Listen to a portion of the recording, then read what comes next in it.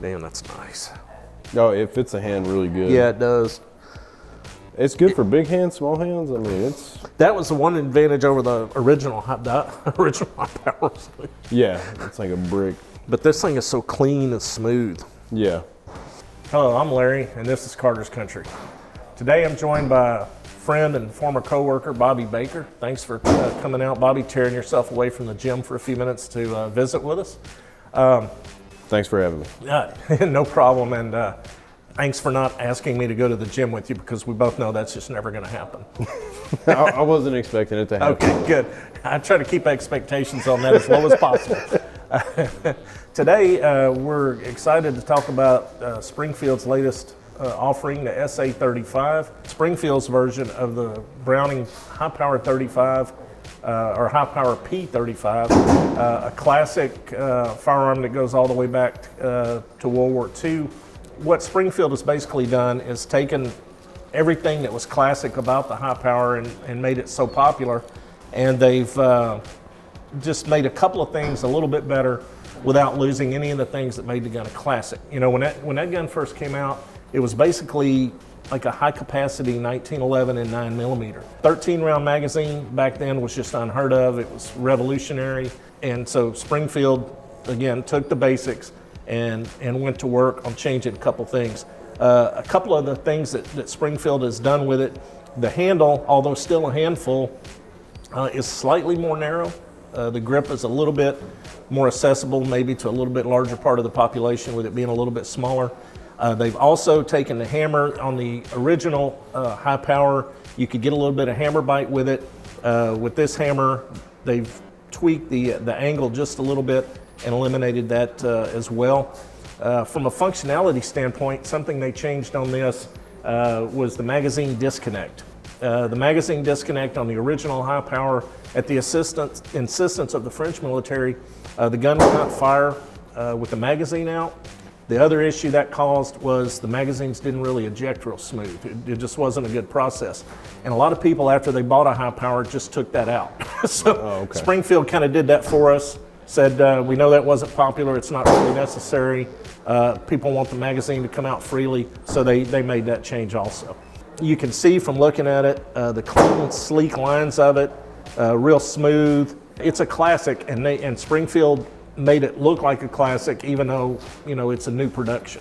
They also, while making the handle a little bit more narrow, they went ahead and upgraded to the 15 round magazine, which is kind of the standard, you know, base for a full-size 9mm. Do you know what the prior it was 13. It was 13. Now, and just to show how true that Springfield stayed to the design, the grips, you see these beautiful checkered walnut grips, the grips, the magazine, and the holsters from an old high power will work. Really? Yeah, so they obviously stayed very, very true to what made it such a great and popular gun when they made this one. Now, if I understand right, this is yours? Yes, sir. All right, yeah, and so, you know, we've got a counter full of guns over there, we always do. What made you say, this is the gun I'm buying? So honestly, I've always been torn due to the fact that I come from a very old school family. So as far as old school guns are involved, revolvers, older semi-automatic pistols, rifles, shotguns, but I also love anything that's new and shiny that comes out. Right. So whenever it comes down to wanting a firearm, I'm always torn between something old and something new. Obviously, something old is going to run you a heck of a lot more because it's not made anymore. Something new, it's going to be a little bit more attainable, but at the same time, I'm still torn because I want something older. Just right. Like everyone's going back to the retro stuff.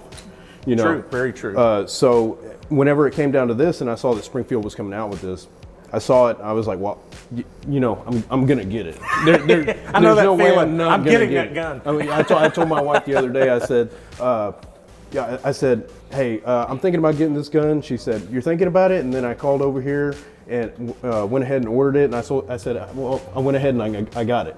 And she said, you were thinking about it. I said, well, that means I'm going to get it. So there was just no way I was going to pass this up, especially with all the unique features that they went ahead and put on the pistol as far as Springfield did. They modernized the sights. they took that spur hammer off, Right. which I remember shooting my grandfather's high power, and it would bite the crap out of your hand. And I remember that because I remember cutting the inside of my palm. Right. As far as the trigger, they've, from what I understand, they've redone the trigger a little bit, and they've also reworked the barrel in order to shoot self-defense rounds, and, Right. you know, more powerful Yeah, the ammunition's rounds. a little bit So, different today than it was when most I was definitely, working. yeah. So that was definitely all these great different point. things that they threw in there. I definitely was looking at whenever I was thinking about buying the gun, but that's kind of what pushed me to go ahead and get it.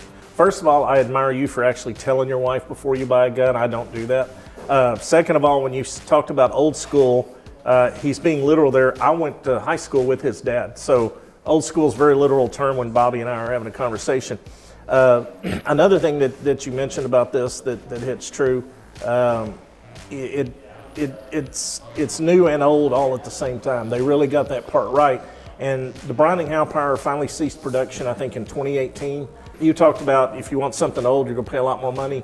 The price point on this thing is fantastic. It's half of what you would pay if you went out to try to find a Browning Howpower right now. No, definitely. And Yeah. I was scared. I was actually looking online and scrolling down the price range, and I saw the price. I said, that can't be right. Yeah. And then I started looking at other different websites. I was like, well, that is right. That's crazy. It's a fantastic price range. It really is. I mean, they and honestly, I think they could have got more for it. You know, and Oh, most definitely. you know. I would have probably paid more for it, to be honest with you.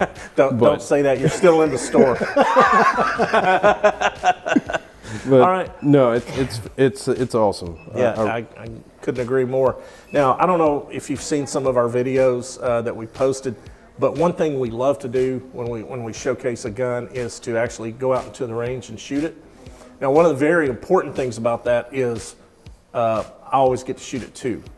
Oh yeah. So most okay, definitely. all right, cool. I Yeah. I didn't want any ugly incidents out there on the range. So. Oh, I didn't want you getting hold of my dad and saying, "Hey, your son." You need to talk to your son. He's getting a little out of control. I'm sure he's never gotten that call before. Not at all. Not from me, anyway. All right, well, let's grab some ammo, go out to the range, and see what all the hype's about. All right, sounds good. Great.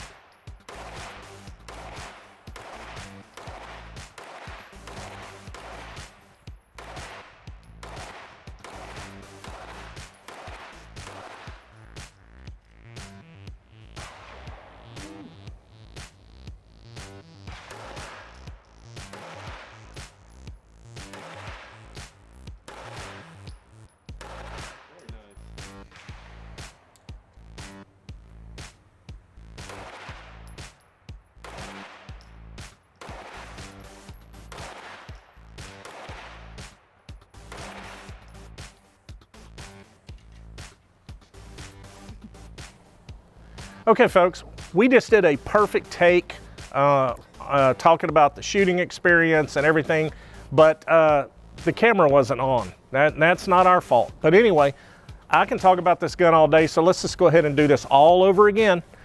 What did you think when you shot it? Oh, I thought it was awesome. The trigger pull, the brake, it was very clean shooting. Definitely a 5 out of 5. Yeah, I would agree. I can't disagree with anything you said. It was just a pleasure to shoot it. All right, folks, we hope you enjoyed today's video. Remember to like and follow us on YouTube. Feel free to put comments below, including any suggestions you have about videos you'd like to be seeing in the future. We welcome your feedback. Remember, if you've ever shopped, shot, or hunted with us, you're already a part of the Carter's Country family. Until next time, Adios. Sorry. I'm gonna talk to my It's agent. really good though. It's a good first run through. I'm gonna talk to my agent. Yeah.